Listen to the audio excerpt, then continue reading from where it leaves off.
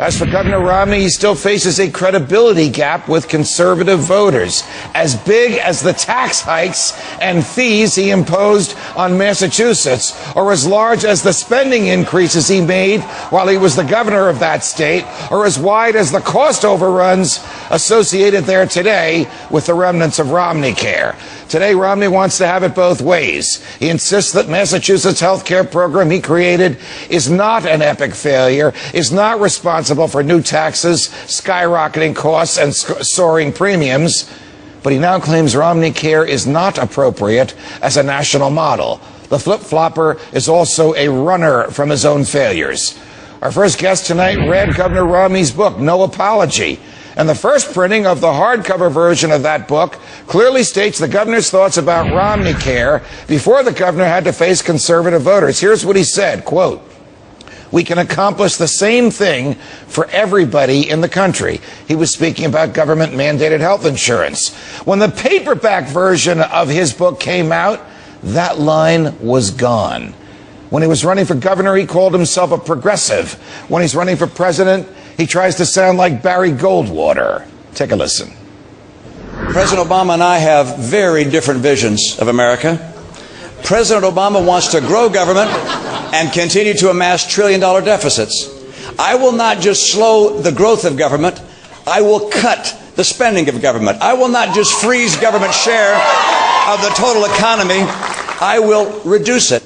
I will reduce it. Our first guest tonight wrote a brilliant expose on Mitt Romney in the latest issue of Reason magazine, where he calls the former governor, quote, a master technocrat masquerading as an economic conservative.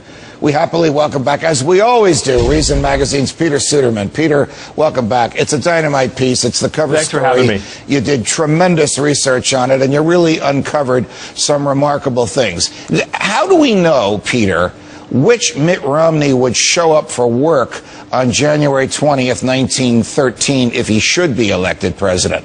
The one who governed Massachusetts, the one who ran Bain Capital, or the one who now tries to sound like Barry Goldwater? You know, I don't think you really can know. I think the important thing to remember about Mitt Romney is that he's been on both sides of just about every major controversial political issue today, and that at whatever time you're talking about him, he's probably on the most convenient side at that moment.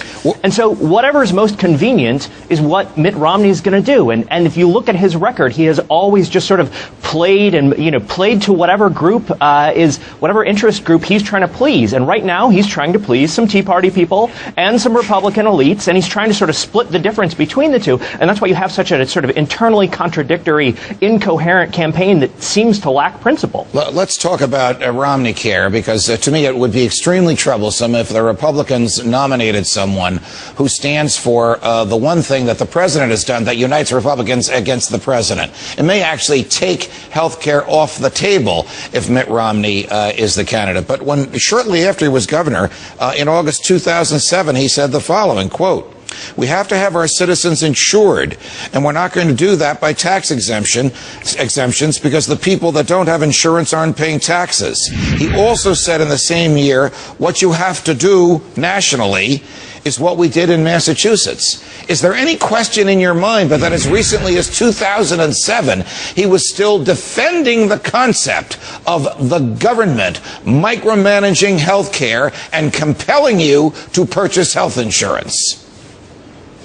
Oh, he's been defending it even more recently. He continues to defend the Massachusetts plan at the bare minimum as a good plan for Massachusetts. And though he's backed off his argument that it should serve as a model for the nation, he still says that other states can learn a lot from Massachusetts. What can they learn? Well, it's not entirely clear. Maybe they should have a mandate. Maybe they shouldn't. But absolutely, when this plan was put in place, he was looking to make a national name for himself, to get a national presence, and this was going to be the centerpiece of his run for president. Was that he got universal health care done, and he got it done through a mandate, through the plan that was proposed and endorsed by conservative foundations like the Heritage Foundation, by a lot of conservative policy wonks. Peter, he really thought that this was the best thing for the country. In your Peace and Reason magazine, you argue that he may have had this presidential race in mind when, in October 2007, he said the following, quote, "I think we'll be successful nationwide. My plan, by the way, allows every citizen in America to get health insurance." It almost sounds as if this really was the state version of the precursor of the Affordable Health Care Act that those of us that don't like it call Obamacare.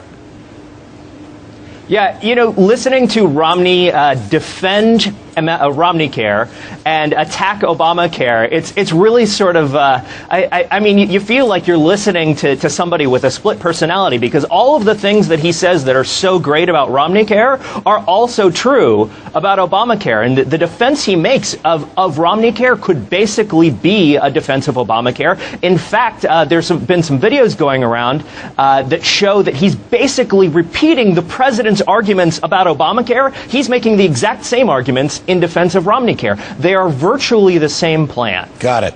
Peter, it's a great piece in Reason magazine. It's the cover story if you're looking for the magazine, and we thank you very much for joining us.